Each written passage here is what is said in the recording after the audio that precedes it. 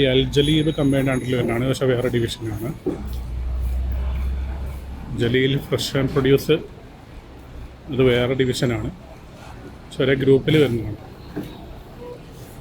പിന്നെ Jaleel cash and carry ഉണ്ട്.